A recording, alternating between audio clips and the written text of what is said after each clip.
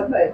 कलयुग केवल नाम आधारा, सुमेर सुमेर नर उतरहि पारा, हरिर नाम ए। हर हर महादेव। जय श्री राधे, जय श्री कृष्ण।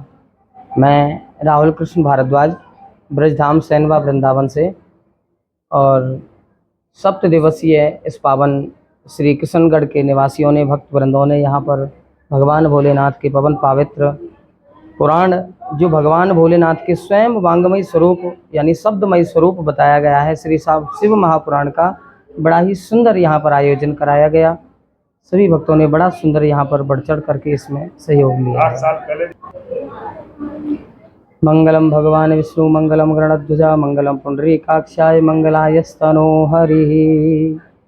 ध्येयं सदा परिभवग्नमभीष्टदोहं तीर्थास्यविरञ्चनं त्वं शरणं प्रपद्ये। व्रतार्थं प्रणतपाले भवाधिपोतं वन्दे महापुरुषते चरणारविन्दं।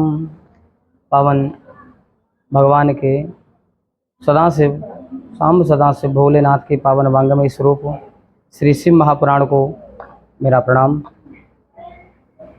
भगवान सदाशिव सभी भक्तों के, जो भी उनकी शरण में जाता है, उनके कष्टों को दूर करते हैं। अनन्य भक्ति दे करके कैलाश को बड़े सहज से प्रदान करने वाले केवल भोलेनाथ हैं। जितने भी देव हैं उनके सबके जो धाता हैं वो भोलेनाथ हैं।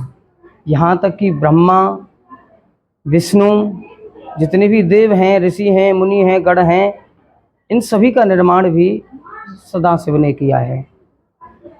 सदाशिव की पावन वांगमयी शब्दमयी ये प्रतिमूर्ति है श्री शिव महापुराण। विशेषकर भोलेनाथ को हम लोग श्रावण मास के महीने में ज़्यादा पूजते हैं।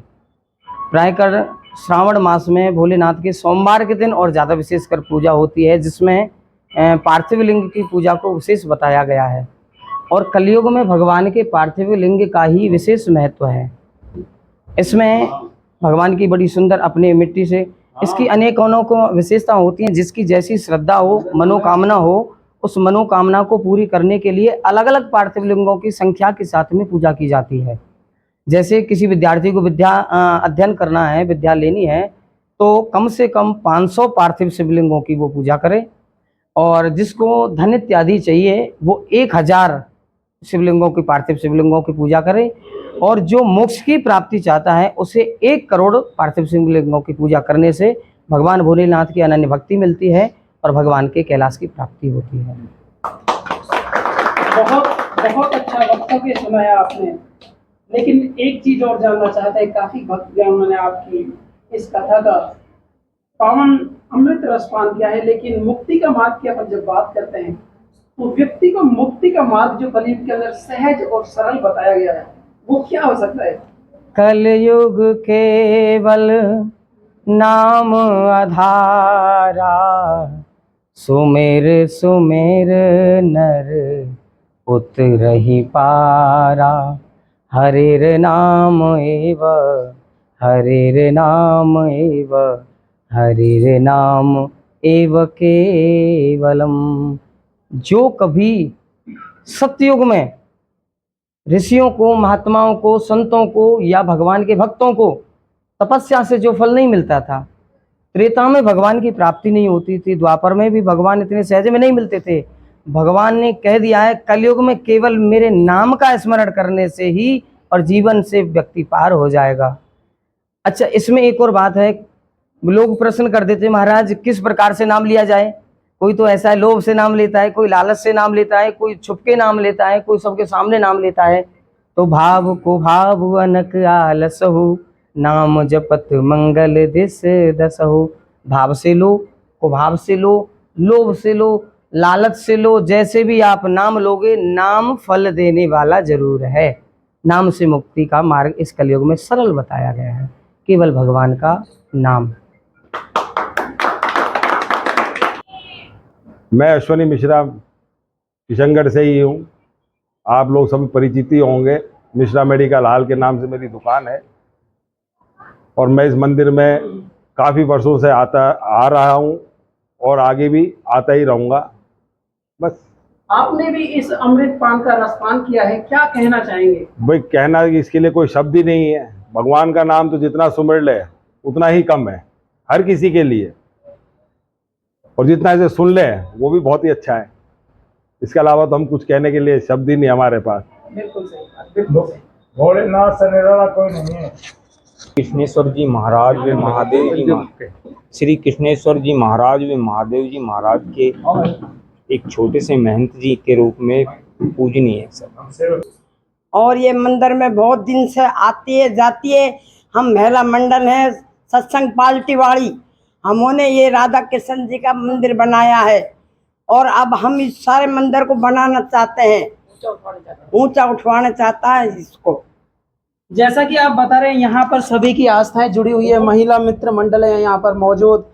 वो बताते हैं कि यहाँ पर हर सावन का महीना हो या फिर सोमवार का दिन हो, यहाँ पर आप बड़े आस्था के साथ पूजा अर्चनाएं करती हैं। कितने दिन से जुड़े हुए हैं इस प्रांगण के अंदर?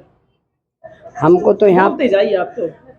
40 साल हो गई। 40 साल हो गए। क्या चमत्कार देखा है आपने यहाँ पर? चमत्कार देखा है, भोलेनाथ पार्वती जी महादेव जी अंदर से खाई में से निकला हुआ है और यहाँ पे एक तिबारा उसमें एक नाथ रहे करता और इसके सिड्डी ही सिड्डी पर चढ़ के और अंदर आए करते हम मंदिर में। यहाँ पर और भी महिलाएं हैं, उनसे भी जानना चाहेंगे, शुभ नाम जानेंगे। मेरा नाम सुशीला खंडेलवाल है। मैं किशनगढ़ से हूँ। मैं यहाँ पे भी आती रहती हूँ, पूजा पाठ करते रहते हैं। सभी भक्तजन हैं तो आते हैं देखते हैं, लेकिन ये गंदगी से सभी परेशान हैं। तो सबसे यही निवेदन है कि सभी मिलके इसका उद्धार करें। दोस्तों मैं भी बता देना चाहता हूँ कि किशनगढ़ बास के अंदर सबसे प्राचीन मंदिरों में गिना जाता है ये। क्या नाम, यहाँ शिव सावन में बहुत ही अच्छे शिव महापुराण हुई है। ऐसी शिव महापुराण हुई है कि मैंने कभी अपने उम्र में सुनी नहीं है। बहुत ही बढ़िया। और शिव जी का मंदिर इतना है कि जो मनोकामना बोलते हैं वो पूरी होती है। और हम फरवरी में और दोबारा कराएं। फरवरी में हम राम कथा करवाएं। हाँ, जो सुने वो सभी ना, बहुत सी ज्यादा ना महिला मंडल हो और बाहर के लोग हो, सब आए। राम कथा होने वाली है। बिल्कुल बिल्कुल सही बात है। व्यास जी ने यहाँ पर सभी का मन जीत लिया है और उस दिव्य कथा का ऐसा श्रवण कराया कि भाई भक्त तो एकदम मंत्र मुग्ध हो गए। ऐसी कथा नहीं कही गई है जैसे व्यास जी के मुख से हमने सुनी है, और हम चाहते हैं कि अब जल्दी से जल्दी इनको दोबारा फरवरी के अंदर बुलाएं और भारी संख्या के अंदर आकर आप लोग भी सुने, क्योंकि मन से कोई बात कही जाती है, मन से जो कोई कहता है कि उसको नहीं माननी चाहिए, लेकिन उसको प्रत्यक्ष में आपको देखना चाहिए। उसके लिए आपको आना ही पड़ेगा और आप सादर आमंत्रित हो। सभी की तरफ से आपको सादर आमंत्रित किया जाता है। तो दोस्तों इस दिव्य प्रांगण के अंदर मैं आया हुआ था और यहाँ पर आप मेरे समक्ष व्यास जी बैठे हुए हैं। बड़े मधुरता के साथ इन्होंने शिव महापुराण का आनंद आप सभी को भाव विभोर कर दिया, और भी मैं इनसे कुछ जान लेता हूँ और क्या कहना चाहते हैं। सब अच्छी करते हैं, जो भी वक्ता हैं, कथा सब अच्छी होती है। भगवान की कथा एक होती है, करने का तरीका सबका अलग अलग होता है। जैसे घर में भोजन प्रसाद बनाया जाए और घर के जितने भी सदस्य हैं सबको अलग अलग परोसने के लिए बोला जाए तो वो अलग अलग तरीके से परोसते हैं।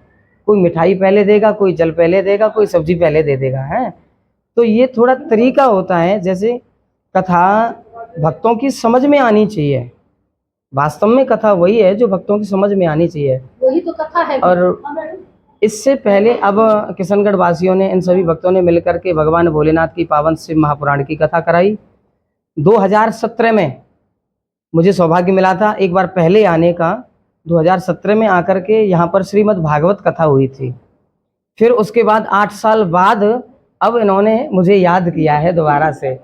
अब इन भक्तों का ऐसा प्रेम मिला है कि भाई इन्होंने 6 महीने बाद ही दोबारा श्री भगवान राघवेंद्र सरकार की पावन चरित्र सुनने के लिए मुझे आमंत्रित किया है।